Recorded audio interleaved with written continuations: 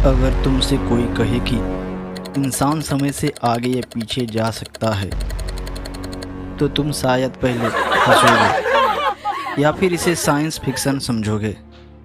लेकिन अगर मैं यह कहूँ कि कुछ साइंटिफिक थ्योरीज के हिसाब से टाइम ट्रेवल कुछ हद तक पॉसिबल हो सकता है तो तुम्हारा दिमाग थोड़ा रुक जाएगा, क्योंकि यह बात सिर्फ फिल्मों या कहानियों तक सीमित नहीं है, बल्कि फिजिक्स के कुछ रियल कॉन्सेप्ट में भी इसका मेंशन मिलता है।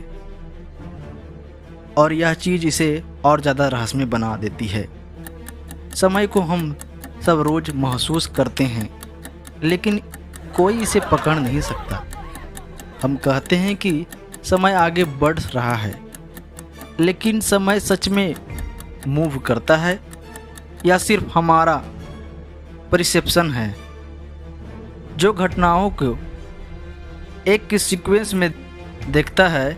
सोचो, अगर समय सिर्फ एक इल्यूजन हो तो फिर पास्ट, प्रेजेंट और फ्यूचर कॉन्सेप्ट बदल सकता है। अल्बर्ट आइंस्टीन ने फिजिक्स को पूरी तरह बदल दिया।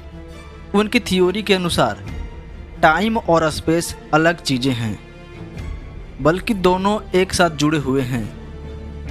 इसे स्पेस टाइम कहा जाता है। अगर कोई ऑब्जेक्ट बहुत तेज़ गति से चलता है तो उसके लिए समय धीमा हो जाता है। मतलब टाइम हर जगह सेम स्पीड से नहीं चलता। स्पेस में एस्ट्रोनॉट्स के साथ ऐसा होता है। वे पृथ्वी के लोगों से थोड़ा स्लो एज करते हैं।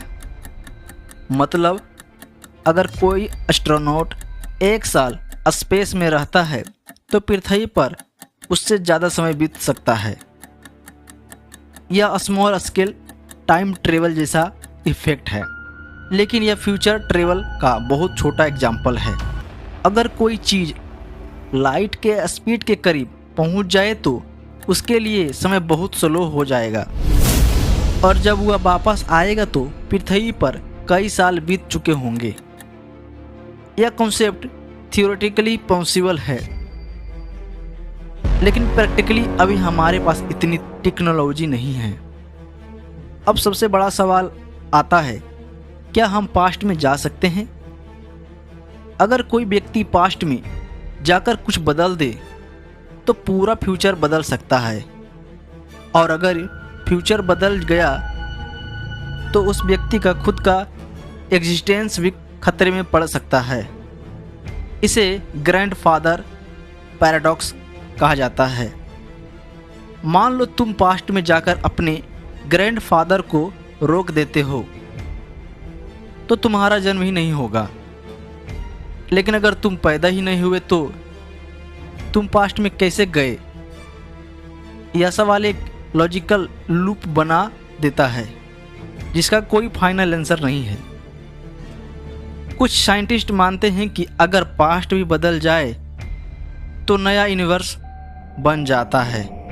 मतलब ओरिजिनल टाइमलाइन नहीं बदलती, बल्कि एक पैरेलल टाइमलाइन बन जाती है। इस कॉन्सेप्ट को मल्टीवर्स थ्योरी कहा जाता है। इंटरनेट पर कई लोग दावा करते हैं कि उन्होंने टाइम स्लीप एक्सपीरियंस किया है।